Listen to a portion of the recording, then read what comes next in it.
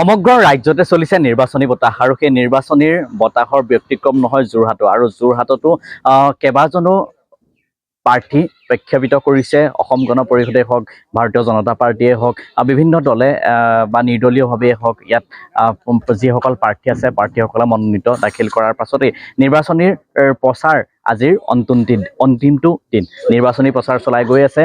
আজি মই বৰ্তমান উপস্থিত হৈছোহি যোৰহাটৰ সোণাৰী গাঁও অঞ্চলৰ নেওগচুকত মই বৰ্তমান উপস্থিত হৈছোহি। উপস্থিত থকাৰ মেইন উদ্দেশ্যটো হৈছে 10 নং নাওবৈচাৰ চৰাইবাহী জিলা পৰিষদৰ অসম গণ পৰিষদৰ দলৰ মনোনীত প্ৰাৰ্থী হৰিশ কুমাৰ শইকীয়াৰ ওচৰলৈ আহিছোঁ আৰু তেখেতে বৰ্তমান সময়ত প্ৰচাৰ চলাই থকা দেখা পোৱা গৈছে আৰু প্ৰচাৰ চলোৱাৰ আজি অন্তিমটো দিন আৰু সেই অন্তিমটো দিনৰ বিভিন্ন মানুহক তেখেতে লগ পালে। আজি অন্তিমটো দিনলৈকে তেখেতৰ ইচ্ছাসমূহ অৰ্থাৎ কেনেদৰে প্ৰাৰ্থীসমূহক যিসমূহ কথা ক'বলগীয়া হয় সেইসমূহৰ বাক্যৰ যোগেদি আচলতে তেখেতলোকে কেনেদৰে প্ৰকাশ কৰিছে। গণ পৰিষদৰ দলৰ মনোনীত প্ৰাৰ্থী হৰিশ কুমাৰ শইকীয়াৰ ওচৰলৈ মই যাবলৈ চেষ্টা কৰিছোঁ। আপুনি বিভিন্ন ধৰণৰ বহুত দিনৰ পৰা ধৰি আজি নিৰ্বাচনী প্ৰচাৰ চলাই আহিছে। আজি নিৰ্বাচনী প্ৰচাৰৰ আজি অন্তিমটো দিন কি ক'ব প্ৰাৰ্থীসকলক, প্ৰাৰ্থীৰ দ্বাৰা আপুনি কেনেদৰে প্ৰখ্যাপিত যিসমূহ আপোনাৰ ভোটাৰসকলক কিদৰে তেখেতলোকক কৈছে যে আপোনাৰ প্ৰতি আকৰ্ষিত হৈ আপোনাক বহুমূলীয়া ভোটটো দি আপোনাক জয়যুক্ত কৰিব। চাওক, মই 1985 চনৰ 14 অক্টোবৰত অসম গণ পৰিষদ দল জন্ম হৈছে আৰু তেতিয়া জন্মলগ্নৰ পৰা আজিলৈকে মই অসম গণ পৰিষদ দলতে আছোঁ। মই চাকৰি কৰিছিলোঁ, তথাপিতো চাকৰি কাৰ্যকালতো মই সেই সময়ৰ বিধায়ক হিতেন্দ্ৰনাথ গোস্বামী দেৱক মই এই যিটো জিলা পৰিষদত মই উঠিছোঁ। অসম গণ পৰিষদৰ আপুনি বহুতো পুৰণি কৰ্মী বুলি ক'ব লাগিব।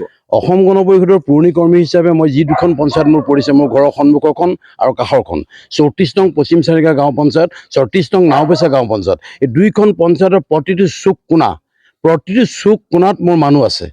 মই এনেকুৱা ধৰণে অৰ্গেনাইজ কৰিছিলোঁ যে অসম গণ পৰিষদৰ কাৰণে যে 855 জন শ্বহীদৰ তেজৰ বিনিময়ত গঠন হোৱা যিটো দল, সেই দলটোৰ মই সদস্য আৰু আমি এজন নিকা ভাৱামূৰ্তি ব্যক্তি আমি পাইছিলোঁ সেই সময়ত হিতেন্দ্ৰনাথ গোস্বামী বৰ্তমানৰ বিধায়ক। তেখেতক লৈ সেই অঞ্চলবিলাকৰ চুক কোণাত যিমানবিলাক ৰাজহুৱা অনুষ্ঠান প্ৰতিষ্ঠান আছে প্ৰত্যেকতে মই আগভাগ লৈ সোমাইছিলোঁ। মোৰ সেই অনুষ্ঠান কেইটামানৰ নাম মনতো আছে। প্ৰথম মই তেখেতক সোমাইছোঁ মোৰ অঞ্চলত সোমাওঁতে বৰিগাঁও ৰাধিকা শান্তি পুথিভঁৰাল, বৰিগাঁও ধৰ্ম সন্মিলনী সভা, Borigaon public high school, Borigaon public মধ্য ইংৰাজী বিদ্যালয়, জ্যোতি সন্ধানী ক্লাব, গছপুৰীয়া য়ং ক্লাব, সেউজ যুৱক সংঘ, নৱজ্যোতি কলাকৃষ্টি কেন্দ্ৰ, বৰবস্তুপুৰা মিলনজ্যোতি মহিলা সমিতি, এনেকুৱাবিলাক অনুষ্ঠানত মই সংগঠনটো আগবঢ়াই নিবৰ কাৰণে সেই সময়ত যদিও পুঁজি কম আছিল তথাপিতো সেই সময়ত মই তেখেতৰ যোগেদি কিছু ফাণ্ড আনি ডেভেলপমেণ্টৰ কাম কৰিবলৈ যোৱাত জনসাধাৰণে মোক আঁকোৱালি লৈছিল আৰু সেই মানুহবিলাকে মই এতিয়া প্ৰাৰ্থিত্ব পোৱাৰ পিছত মোৰ কাৰণে তাই পাগল হৈ বলিয়াৰ দৰে গাঁৱত মানে লাগি আছে যে আমি হৰিশ দাক এইবাৰ জিকাব লাগিব। আপুনি সাংস্কৃতিকভাৱে বিভিন্ন ক্ষেত্ৰখনৰ লগত আপুনি জড়িত হৈ থকা দেখা পোৱা গৈছে, বিভিন্ন মানুহে কৈ আছে আৰু যিসমূহ আপোনাৰ যি প্ৰতিশ্ৰুতি আছে সেই প্ৰতিশ্ৰুতিসমূহ আপুনি কেনেদৰে ৰাইজৰ আগত দাঙি ধৰিব বা কি কি প্ৰতিশ্ৰুতি আপুনি ৰাইজৰ আগত আগবঢ়াইছে? সাংস্কৃতিক জগতত মোৰ এটা দখল আছে, মই ভাওনা কৰোঁ। মই ভাওনাৰ মানে বিভিন্ন দিশত অকণমান মোৰ দক্ষতা আছে, খেলা ধূলাৰ দিশত মোৰ দক্ষতা আছে। মই যোৰহাট জিলা হেণ্ডবল সন্থাৰ সভাপতি হিচাপে কেইবাটাও কাৰ্যকাল চলালোঁ। লগতে মই চাকৰি কাৰ্যকালত সদৌ অসম কৰ্মচাৰী পৰিষদৰ সাংগঠনিক সম্পাদক, যোৰহাট জিলাৰ কৰ্মচাৰী পৰিষদৰ সভাপতি, সদৌ অসম মাধ্যমিক বিদ্যালয় কাৰ্যালয় সভাখণ্ডৰ অল আছামৰ সভাপতি হৈ মই অৱসৰ গ্ৰহণ কৰিছোঁ। ছাত্ৰ সন্থাৰ দিনত মই যোৰহাট জিলাৰ স্বেচ্ছাসেৱক বাহিনীৰ কনভেনৰ। সেই সময়ৰ পৰা ইমান ধৰণে ৰাজহুৱা অনুষ্ঠান প্ৰতিষ্ঠানত লাগি থকাৰ কাৰণে মোৰ যথেষ্ট ব্যক্তি মোৰ লগত আছে আৰু সেই ব্যক্তিসকলে মোক কৈছে তুমি উঠা দেৰি কৰিলা। মোৰ নহয়, মোৰ চাকৰি আছিলে। মোৰ চাকৰিৰ পিছতে এতিয়া মই এইবাৰ ওলাইছোঁ, গাঁৱৰ যুৱকসকল মোৰ লগত আছে। যোৱাকালি মই যিটো ৰেলী কৰিছোঁ, এই ৰেলীত 500 জন যুৱকে ইয়থ জেনেৰেশ্যনৰ তেওঁলোকে মোক বুজি পাইছে, মোৰ কাম কৰাৰ এটা মানসিকতা আছে, সেইকাৰণে তেওঁলোকে মোৰ লগত সহযোগিতা কৰিছে। মোৰ এচিভমেণ্ট হ'ব গ্ৰাম্য অঞ্চলৰ নলা নৰ্দমাৰ সমস্যাটো মোৰ মূল বিষয় হ'ব।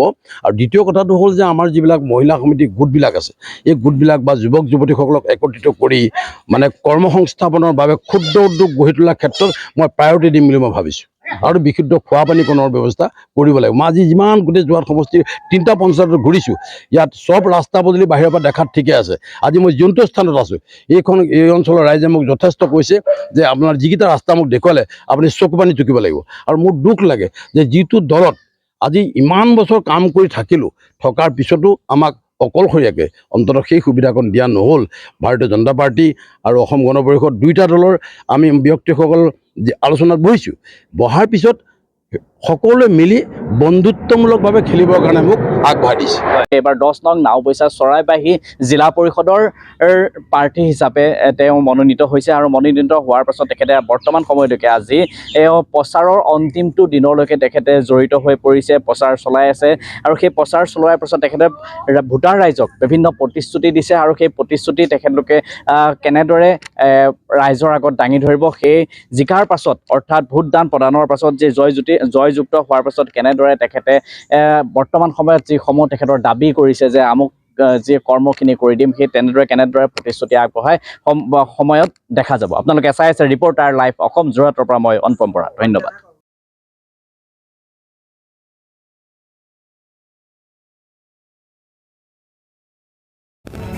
Reporter live Assam.